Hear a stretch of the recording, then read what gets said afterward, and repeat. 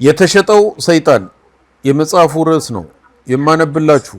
የተሰበረ ልብ፣ የተራቆተ ዕድሜ።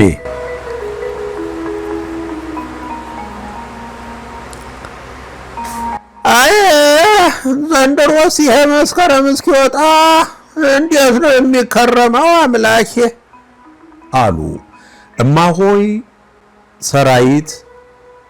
ጭሱ አይናቸውን ሲያቃጥለው የሚወርደውን እንባ የቀሚሳቸውን እጅ ሳብ አድርገው እየጠረጉ፣ ሰራዊት አትመረሪ፣ የራስ ጉልበት አልቆ በሰው ጉልበት መኖር ከመጣ በኋላ የልብ አይደርስም። ታዲያማ ይሄ ክረምት ድሮስ አልነበረምን? እንጨቱንና ኩበቱን ክረምት ሳይገባ አድርቀሽ አስቀምጠሽ ነበር። ክረምቱን ያለምንም ችግር እንድንወጣ ታደርጊ ነበር አሉ እማሆይ ገብረተንሳይ።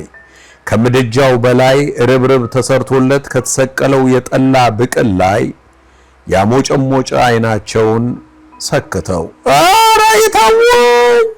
ይሄ እርጅና በእኛ ብቻ አልመጣም ነበር። አምላክ ሳይቸግረው ያለ አንድ ጧሪ አስቀርቶን ነው እንጂ እንደዚህ የምንሰቃይ። እሷስ ብትሆን አንድ ልጅ ብታይብን ኖሮ መቼ እንዲህ ትጫወትብን ነበር። እግዚአብሔር የልጆች አባት ያድርገው እንጂ ያጎሹ ከዚህ ችግር ሊያድነን ብሎ ነበር እንድታገለግለን የሰጠን። ታዲያ ምን ያደርጋል፣ ለእሷው ነፃ መውጫ ሆናት። ይኸው ዛሬስ ጭራሽ ምሳ አብልታን እንደወጣች አልተመለሰችም አሉ። ከዳር የተልከሰከሰውን እንጨት ወደ መሃል ገፋ አደረጉና እፍ ለማለት ጎንበስ ብለው ትንፋሽ እስኪያጥራቸው ድረስ ደከሙ። ግን ጭሱን አባበሉት እንጂ ሊነድላቸው አልቻለም። ቆይ ከአንቺ እኔ በረታለሁ፣ ቀና በይ አሉና እንደ ባለቤታቸው የተሸበሸበ ከንፈራቸውን አሞጥሙጠው ማለት ጀመሩ። ከብዙ ድካም ከብዙ ጭንቅ በኋላ አሸንፈውት ስለነደደላቸው በደስታ ይኸውልሽ ድሮ አንቺ አንድደሽ ታውቂኝ ነበር፣ ታሞቂኝ ነበር። ዛሬ ደግሞ እኔ አንድ እጅ አሞኩሽ። ከዚህ ወዲያ ጧሪ ልጅ እግዚአብሔርንስ ምን አምጣት ይዋለሽ?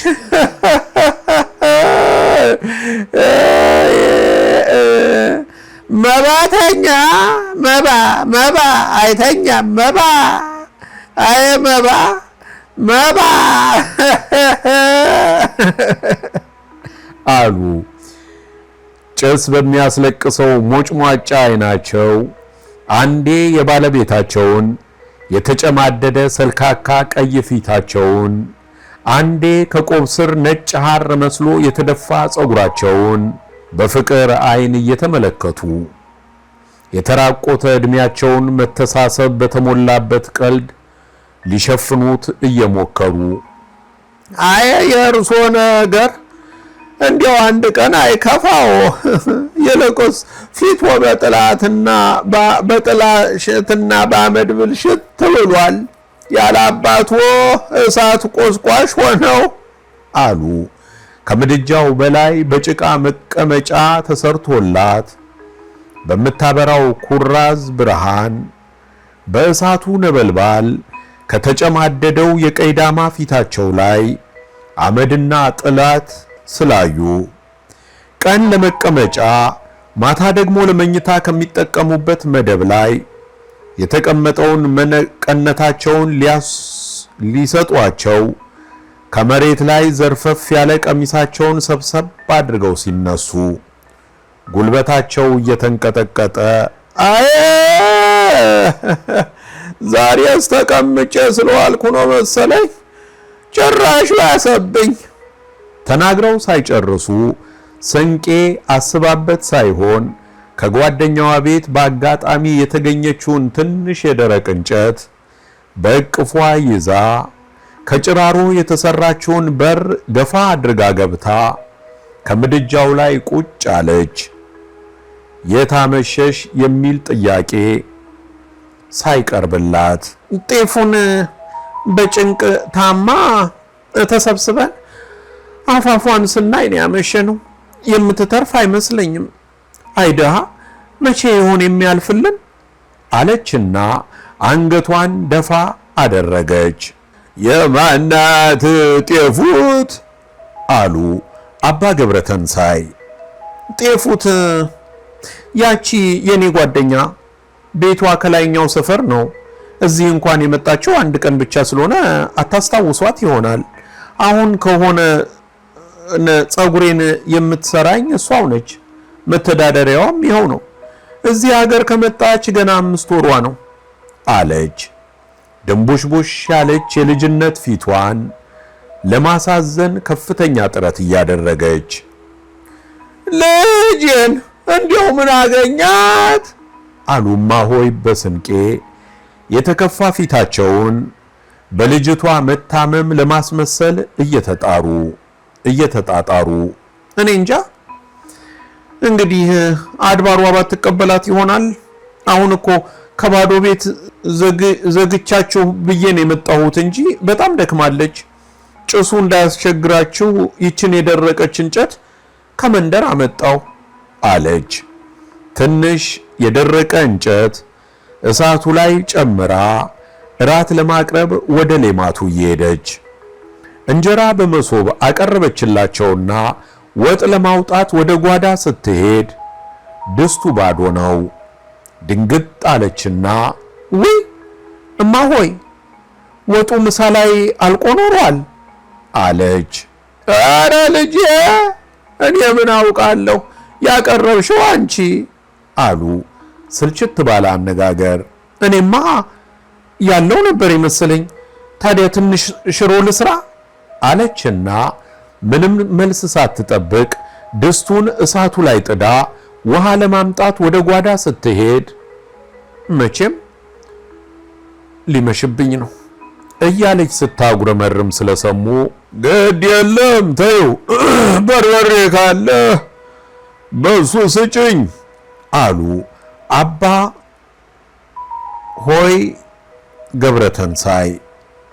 ከፍት ያለውን ፊቷን ሲያዩ ሰውነታቸው ስቅቅ ብሎ በርበሬ ነበር ግን የበርበሬ ምግብ አያጠግብም አለች። ጣሳውን እንደያዘች እንደመመለስም እየቃጣት አይ አንቺ ነገር በበርበሬ በልቶ ከላይ በቅራሬ ሲያለብሱት እንዴት ያጠግባል መሰለሽ። ይልቅስ ቶሎ አቅርቢልን እንዳይመሽብሽ አሉ። እማሆይ ግን አንጀታቸው እርር ብሎ ምንም አስተያየት ሳይሰጡ ዝም ብለው ሲያዳምጡ ቆዩና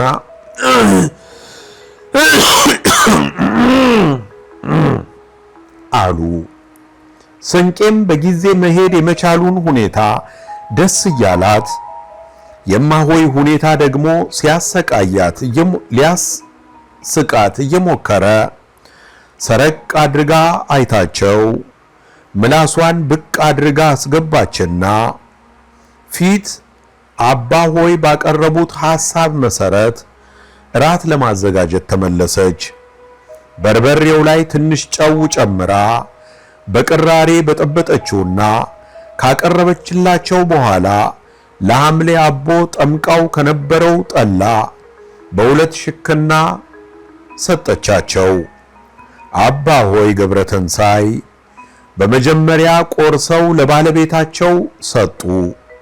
ከዚያ ሁለቱም በበርበሬው እየነከሩ በጠላቸው እያማጉ በሉና ሲበቃቸው ተመስገን አምላኬ ብለው እጃቸውን ሲያሻሹ መሶቡን ከፍ አደረገችና ማንቆርቆሪያውን ጠላ ሞልታ አምጥታ የሁለቱም ሽክና ባዶ ስለነበር ሞላችላቸውና እግረ መንገዷን ላሹም ቀድታለት ማንቆርቆሪያውን ፊታቸው አስቀመጠችው።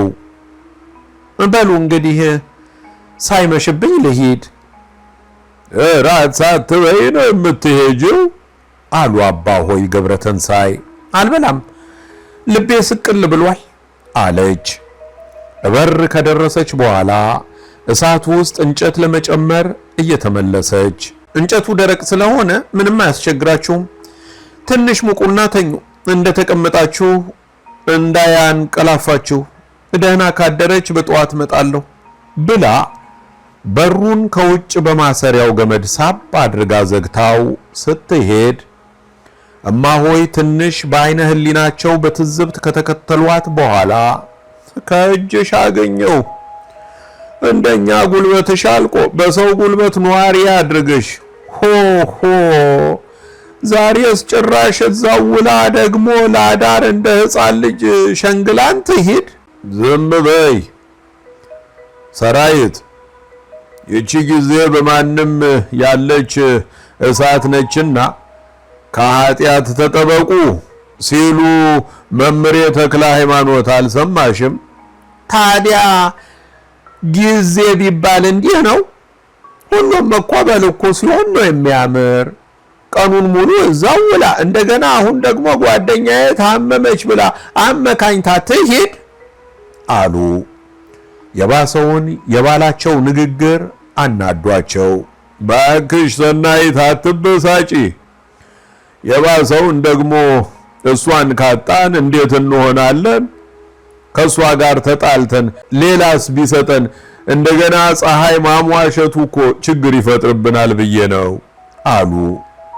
ከፍት ያለውን የባለቤታቸውን ፊት ሲያዩ ሆዳቸውን ባርባር ብሎት፣ እማሆይም የባለቤታቸው ጭንቀት ልባቸውን ነካውና ለማስተባበል እርሶ ሰውዬ ይህን የቁንጅና ዘመን እንኳ እኛም አልፈንበት ነበር። ታዲያ ይህን ያህል የተንዘላዘለ አልነበረም። ሰው አወቀብን አላወቀብን፣ ታየን አልታየን ብለን ነበር አሉ ፈገግ እንደማለት ብለው። እሷ ለየትኛው ክብሯና ለቤተሰቧ ክብር ትጨነቅ? ሰው አወቀ አላወቀ፣ ሰማ አልሰማ፣ የሰው አገልጋይነቷ ማን ይወስድባታል ብለሽ ነው? እሱስ ነው እንኳን እሷ አህያይቱ ያያ ተባባል ልጅ እንኳን ከማንም እረኛ ጋር ስትራገጥ ውላ ነው የምትመጣው ብለው እማሆይ አስካለ በቀደም ዕለት ቤተ ክርስቲያን ተገናኝተን አጫወቱኝ። ምን ጊዜው ተበላሽቷል። ዋ ድሮ ስንቱን ዓለም አለፈ፣ ጨዋ ከጨዋ ልጅ ጋር ተፈላልጎ ሲዋዋል። የድሮውንማ ምን ትነግሪኛለሽ? የድሮ ባልፍ ምንኛ ባስደሰተኝ። እኔና አንቺ እንኳን ስንቱን አሳልፈን ነበር አሉ ሰበብ አስባብ ፈልገው ያለፈ ጊዜያቸውን ማነሳሳት የሚወዱት አባሆይ ገብረተንሳይ። ከባለቤታቸው ቆብ ባሻገር በወጣትነት ዘመናቸው ያሳለፉት ጊዜ በአይነ ህሊናቸው እንደ ህልም እየታያቸው ከዛሬው ጋር ሲወዳደሩት የዛሬው ምንም አልጥም ብሏቸው ዋደሮ አሉ። እማሆይ ሰራዊት የባላቸውን በሐሳብ ጭልጥ ብሎ መሄድ ለጥቂት ጊዜ እንደተመለከቱ እሳቸውም ወዳለፈው የወጣትነት ጊዜያቸው መለስ ብለው ከዛሬዎቹ የትላልቅ ሰዎች ልጆች ከማንም በሳቸው አባባል እረኛ የሚልባቸው የደሃ ልጆች ጋር የሚያደርጉትን መማገጥ ሲያስተያዩ እሳቸው ከተከበረ ከአንድ ሰው ጋር ብቻ ያሳለፉት የዕድሜ ዘመን እየታያቸው ልባቸው በኩራት ተሞልቶ ዋ ድሮ ጎፈሬውን ከፍክፈው ከተፈሪ ሱሪዮ ላይ ሳሪያን ኮቶን ደርበው በዚያ ላይ ሁለት ዙር ዝናሮን ግጥም አድርገው ታጥቀው ጠመንጃውን አንግበው እርምጃውን መሬቱን እያንቀጠቀጡ ብቅ ሲሉ ዋ ድሮ ስንቱን ሰው ይጨነቅ ይሰግድሎ ነበር። ባል እንደ ሰራዊት የማይል ከጓደኞቼ ከአሮጊቶቹስ ማን ነበር አሉ። አየ ሰራዊት ምን እኔ ብቻ? አንቺስ? አሉ አባ ሆይ ወኔያቸው ተጠራቅሞ የወጣትነት ጊዜ ብርታታቸውን ለመስጠት ከያለበት ሲሰበሰብ በሰውነታቸው ውስጥ ሙቀትን እያሰራጨ። አንቺስ ሰራይት? ቀጭን ሹሩባ ተሰርተሽ ባደስና በሽቶ የታሸ ቅቤ በትንሹ ሽው አርገሽ ባለጥሙር ጥልፍ ቀሚስሽን ለብሰሽ የእግርሽን አልቦ የአንገትሽን ድሪ አጥልቀሽ የብር መስቀልሽን አንግተሽ እንቅ አድርገሽ አስረሽ አንቺስ ሰራይት የስንቱን ጎረምሳ ዓይን ታንከራትች አልነበረም? አሉና በተጠራቀመ ወኔያቸው ወደፊት ተንጠራሩ። ያሁኑ ኑሯቸው ባለፈ ትዝታ ተውጦ ወጣትነታቸው የዛሬውን አባ ሆይነታቸውን ለቅጽበት ገልጦ ወጥቶ የተሸበሸበ ፊታቸውን ካበራው ከባለቤታቸው ከማሆይ አስካለ አንገት ላይ ሲጠመጥሙ፣ ነገር ግን የገዛቸው ኃይል ስሜታዊ እንጂ አካላዊ ባለመሆኑ ከቅጽበት አላለፈም። ከማሆይ አንገት እስኪደርሱ እንኳን አብሯቸው አልቆየም። የተዘረጋው እጃቸው ከማሆይ ጉልበት ላይ ሲያርፍ የተንዘረፈፈው ጋቢያቸው ከእሳቱ ጋር ተገናኘና ብግ ብሎ እንደ ሮሚ ቤት ነደደ። እማሆይ የአባሆይ የተዘረጋ እጅ ቁልቁል የተጫነው ጉልበታቸው በድንጋጤ ሲጨመርበት እየራደ አባሆይን ለማዳን ሲውተረተሩ አቅም አነሳቸውና የእሳቸው ልብስም የአባሆይ ገላ ላይ ከሚንቀለቀለው እሳት ተጋራ። አንዳቸውን ለማዳን የሚያደርጉት መፍጨርጨር ላፍታዎች አልቆየ። እንቅስቃሴያቸው እየቀነሰ እየደከሙ ሄዱና ጸጥ አሉ። ያለ አንድ ተንከባካቢ የእርጅና ዘመናቸውን ጨርሰው ያለ አንድ ደራሽ በእሳት ተርመጥምጠው አለፉ። ስንቄ ግን እስኪረሷት ድረስ አዘነች፣ አለቀሰች እንጂ ጦር እንደዋለችባቸው እየተሰማት ተጨነቀች እንጂ ግፍ ሰራሁ ብላ ለሰማዩም ለምድሩም ተጸጸተች እንጂ በእድሜ የደከሙትም እንደ ሕፃናት እንክብካቤ እንደሚያስፈልጋቸው አልተገነዘበችም።